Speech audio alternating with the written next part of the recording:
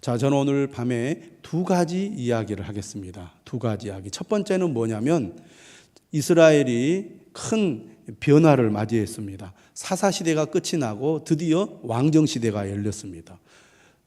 제일 첫 번째 왕으로 누가 선택을 받았습니까? 사울이죠. 그리고 사울이 드디어 왕위에 올랐습니다. 드디어 이제 왕정시대가 열렸고 왕이 세워졌으며 드디어 사울이 이스라엘을 통치하게 되었습니다. 그런데 하나님께서는 사무엘을 통하여 계속해서 어떤 얘기를 하시느냐? 너희들이 하나님 앞에 큰 죄악을 범했다는 겁니다. 어떤 죄악을 범했다는 얘기입니까? 왕을 달라고 구한 것. 이것이 하나님 앞에 큰 죄악이라는 겁니다. 하나님께서 왕을 세워주셨잖아요. 왕정시대가 열렸잖아요. 만약에 그것이 정말 하나님 앞에 큰 죄악이라면 왕을 허락하지 않으셔야죠. 왕정시대를 열지 마셔야죠.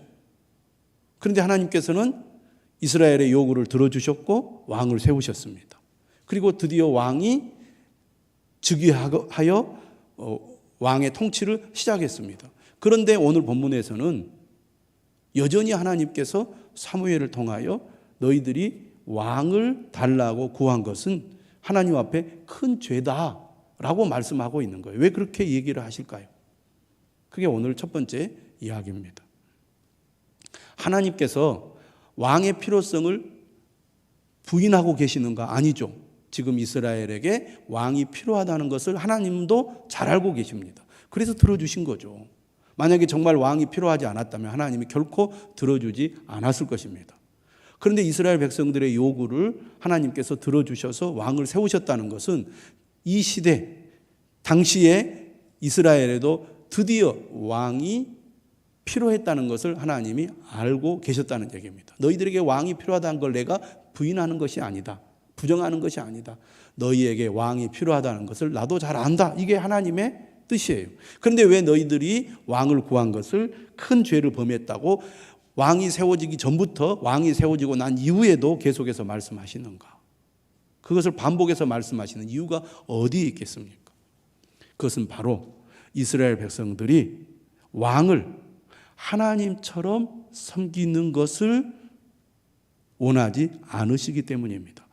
너희들이 왕을 요구한 것은 하나님을 의지하지 않고 하나님을 신뢰하지 않고 인간의 왕을 하나님처럼 의지하겠다는 잘못된 의도가 있기 때문에 하나님이 계속 그 부분을 반복하여 말씀을 하시고 또 그들을 경고하고 있는 겁니다. 다시 말하면 이스라엘 백성들이 인간의 왕을 하나님처럼 섬기는 일이 있어서는 안 된다는 것이 하나님께서 이스라엘 백성들에게 말씀하고자 하는 본 의도라고 할 수가 있겠습니다. 다시 말하면 하나님 뭘 지금 계속해서 경고하십니까? 우상 숭배를 경고하는 거예요. 이스라엘 백성들의 문제는 항상 우상을 섬기는 것입니다. 하나님이 있어야 할 자리에 하나님이 아닌 다른 것이 있으면 그것은 결코 하나님이 원하는 것이 아닐 뿐만 아니라 하나님이 가장 싫어하는 거라는 거죠. 왕이 필요하다는 것은 인정하지만 인간 왕이 하나님의 자리를 차지해서 하나님처럼 숭배한다면 그것은 매우 잘못된 것이고 그렇게 하게 된다면 이스라엘에게 아무리 왕이 있어도 이스라엘은 결국 망하고 만다는 것이 하나님의 뜻이에요. 그래서 마지막 절 25절에도 뭐라고 말하느냐면 만일 너희가 여전히 악을 행하면 너희와 너희 왕이 다 멸망하리라. 하나님께서는 우리에게 어떠한 것들이 필요하다는 것을 알고 계시고 그것을 인정하지만 우리가 원하는 것, 바라는 것이 하나님의 자리를 차지하여 그것이 하나님처럼 숭배가 되는 우상이 된다면 결코 그것은 하나님께서 원하지 않을 뿐만 아니라 하나님의 백성들을 망하게 하는 것이기 때문에 항상 조심하고 경계해야 된다는 겁니다. 그러니까 우리의 신앙생활이라는 것은 어떤 면에서는 늘 우리를 지배하려는 우상을 제거하는 것이라고 하겠습니다. 우리가 말씀을 묵상하고 깨어서 기도하는 목적 중에 하나가 뭐냐? 바로 우리의 삶과 마음을 지배하는 우상을 물리치는 것. 끊임없이 우리의 마음속에 왕의 자리를 차지하여 우상이 되려는 것들이 우리의 삶에 많이 있습니다. 그런데 문제는 그것들이 우리의 삶에 필요한 것이라는 거죠. 우리 삶에 유용하고 필요한 것들이 오히려 우상의 자리를 차지할 수 있다는 것입니다. 예를 들면 오늘 현대인들에게 가장 소중하고 필요한 것이 뭡니까? 돈입니다. 특히 우리 한국 사람들은 돈을 너무너무나 사랑해요. 돈이 꼭 필요하죠. 돈이 얼마나 중요합니까? 돈 없으면 살 수가 없어요. 그런데 돈은 우리의 삶에 필요하고 꼭 우리에게 있어야 할 것이지만 그 돈이 하나님의 자리를 차지하지 않도록 조심하라는 것이 하나님의 뜻입니다. 필요하지만 그게 하나님의 자리를 차지하는 우상이 되어서는 안 된다는 것입니다. 또 오늘날 우리 현대인들에게 무엇이 우상입니까? 가족이, 특히 자녀들이 우상이 될 수 있다는 거죠. 여러분, 가족은 하나님이 우리에게 주신 선물입니다. 얼마나 귀한 존재죠. 그렇잖아요? 자녀가 얼마나 귀합니까?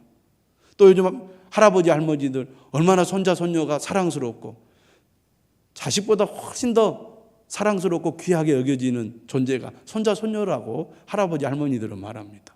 자녀들 키울 때는 그렇게 소중한 줄 잘 모르고 일하느라고 정신없이 자녀들을 키웠는데 이제 좀 나이가 들고 여유가 생기니까 손자 손녀가 너무나 사랑스럽고 귀하다는 거예요. 소중하죠. 내 핏줄 아닙니까? 그래서 뭘 줘도 아깝지 않은 존재가 가족이고 자녀고 손자 손녀죠. 하나님은 우리에게 가족을 주셨습니다. 자녀들을 주셨죠. 너무나 소중하죠. 그러나 하나님은 뭘 경계하느냐? 가족이, 자녀가 하나님의 자리를 차지하는 우상이 되어서는 안 된다는 거예요. 여러분, 가족도 하나님의 것입니다. 자녀도 하나님의 것이에요. 하나님의 뜻대로 하나님이 기뻐하는 존재로 우리가 책임감을 가지고 잘 양육해야 될 책임이 우리에게 있다는 것이죠. 또 현대인들에게 무엇이 우상과 같은 역할을 합니까? 바로 직업입니다. 우리가 전문성을 가지고 평생을 열심히 일을 해왔다면 자신이 가지고 있는 그런 전문성, 직업에 대한 자부심이 있습니다. 그것이 얼마나 중요합니까? 한참 열심히 일할 때는 내 시간에 가장 많은 시간을 직장에, 직업에 쏟아 붓습니다. 그러니까 얼마나 그것이 우리에게 중요합니까? 우리 가족이 계속해서 먹고 살도록 해주는 온천이니까요. 그런데 직업 역시 소중하고 꼭 필요하지만 그것이 우상이 되어서는 안 된다는 거예요. 그리스도인은 어떤 일이 있어도 오직 하나님만을 믿고 섬겨야 하는 사람들이고 그렇게 살기로 결단한 사람들이고 그것이 가장 소중하다고 믿는 사람입니다. 그래서 20절에 뭐라고 말하느냐면 너희가 과연 이 모든 악을 행하였으나 여호와를 따르는 데서 돌아서지 말고 오직 너희의 마음을 다하여 여호와를 섬기라 이렇게 얘기했습니다. 24절에서도 말씀하죠. 오직 그를 경외하며 너희의 마음을 다하여 진실히 섬기라. 우리가 믿는다는 것은 하나님이 내 삶의 첫 번째고 최고가 되어야 한다는 거예요. 그 어떤 것도 하나님의 자리를 차지하면 안 된다는 겁니다. 아무리 필요하고 아무리 내게 소중해도 하나님이 첫 번째가 돼야 되는 거예요. 그게 신앙생활입니다. 그래야 모든 것이 제대로 된다는 얘기입니다. 어떤 사람은 지식이 우상의 자리에 있는 사람이 있어요. 어떤 사람은 운동이나 취미가, 스포츠가 하나님의 자리를 차지해요. 어떤 사람은 친구가 하나님의 자리를 차지할 수 있다 그 말입니다. 필요하잖아요. 우리의 삶에 있어서. 취미생활도 필요하고 친구도 필요하고 운동도 필요하고 또 우리가 살아가는데 지식이 얼마나 필요합니까? 또 나이가 들고 나름대로 삶에 어떤 의미를 부여하는 가운데 명예를 소중히 여기는 사람도 있고 또 권력에 대한 관심과 열정이 있는 사람도 있습니다. 살아가는 데 있어서 필요하죠. 그러나 그것이 하나님의 자리를 차지하면 안 된다는 거예요. 그래서 오늘 성경은 뭐라고 말하냐면 철저하게 회개를 촉구하고 있습니다. 이미 왕이 세워졌고 사울이 왕이 되어서 통치를 하고 있음에도 불구하고 이스라엘 백성들을 향하여 너희들이 하나님께 왕을 구한 것은 큰 죄악이다 하고 이야기를 합니다. 그래서 밀베는 때에 하나님께 기도하겠다고 얘기하죠. 여호와께서 우레와 피를 보내서 너희가 왕을 구하니를 곧 여호와의 목전에서 범한 죄악이 큼을 너희에게 밝히 알게 하시리라. 그렇게 말하고 하나님께 사무엘이 기도했더니 정말 그날에 우레와 피를 보내셨습니다. 하나님이 살아계시고 역사하신다는 것을 이스라엘 백성들에게 보여주신 것이죠. 그래서 모든 백성이 여호와와 사무엘을 크게 두려워했습니다. 그리고 뭐라고 얘기합니까? 당신의 종들을 위하여 당신의 하나님 여호와께 기도하여 우리가 죽지 않게 하소서. 우리가 우리의 모든 죄에 왕을 구하는 악을 더하였나이다. 하나님의 의도를 그들이 깨달았어요. 우리가 하나님을 신뢰하지 못하고 하나님보다 인간의 왕을 더 의존하는 잘못을 범했구나. 하나님이 우리에게 왕을 주셨지만 결코 인간의 왕을 하나님처럼 믿고 신뢰하고 의지해서는 안 되고, 우리가 진정으로 믿고 신뢰하고 의지할 분은 오직 하나님밖에 없구나. 그래서 한눈 팔지 않고 오직 하나님만을 섬기는 삶을 살겠습니다 라고 그들이 사무엘 앞에서 하나님께 회개한 겁니다. 오늘 우리에게도 이러한 삶을 요구하십니다. 우리가 기도하면서 회개할 때 무엇을 회개해야 될까? 우리가 살아가면서 다른 것을 하나님처럼 섬기는 우상 숭배를 회개해야 된다는 것입니다. 그것이 오늘 첫 번째 드리는 말씀이고, 두 번째는 무엇이냐면 23절입니다. 유명한 구절이죠. 많이 들어보셨을 거예요. 사무엘이 이스라엘 백성들 앞에서 이렇게 다짐을 합니다. 나는 너를 위하여 기도하기를 쉬는 죄를 여호와 앞에 결단코 범하지 아니하고, 너희를 위하여 기도하기를 쉬는 죄를 여호와 앞에 결단코 범하지 않겠다고 백성들 앞에서 다짐하고 있습니다. 자, 저는 두 번째 무슨 얘기를 하려고 하느냐? 바로 책임감입니다. 여러분, 우리가 건강하고 성숙한 사람이 된다는 것은 책임감이 있는 사람이 되는 것입니다. 여러분, 나이가 들어서도 자신에게 맡겨진 일을 책임감 있게 하지 못한다면 얼마나 불행한 일입니까? 가장으로서의 책임감이 없다면 어떻게 되겠습니까? 사회의 구성원으로서 자신이 어떤 책임을 맡았는데 책임을 내팽개친다면 그 속에 속해 있는 사람들이 얼마나 많은 피해를 당하겠습니까? 책임감이 중요하죠. 여러분들이 버스를 타고 대중교통을 타고 어떤 장소로 이동을 할 때 그것을 운행하는 운전기사나 운행하는 사람이 책임감이 없다면 어떻게 되겠어요? 기본적으로 사람은 책임감을 가지고 자기에게 맡겨진 일을 합니다. 그것이 사회를 지탱해주고 거기에 대한 신뢰가 있기 때문에 그 속에 있는 사람들은 상대적으로 안심을 하고 편안하게 살아가는 거죠. 그렇지 않겠어요? 우리 사회가 정상적으로 돌아갈 수 있는 것은 이처럼 책임 있는 사람들이 자신의 책임을 다 하니까 가능한 거예요.